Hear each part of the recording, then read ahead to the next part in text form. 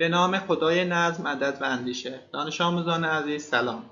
من وحید اصلانی هستم، دبیر ریاضی.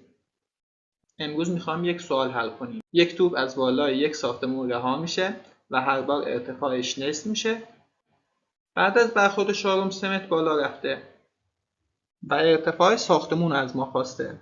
اگه یادتون باشه تو سوالهای شبیه این همیشه مسافت طی شده رو از ما میخواست. یعنی ارتفاع ساختمون رو به ما میداد و مسافت طی شده رو میخواست. ولی این سوال متفاوته. برای حل این سوال ما باید از روش مهندسی معکوس یا بازگشت به عقب حل کنیم. یعنی از آخر بیایم به اول.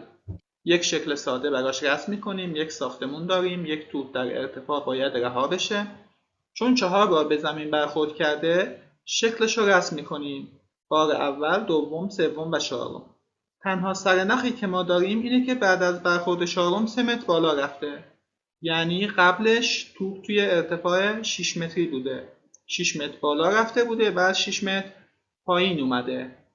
مرحله قبلتر دوباره ارتفاع 2 برابر میشه، چون باید نصفش بشه 6، یعنی میشه 12.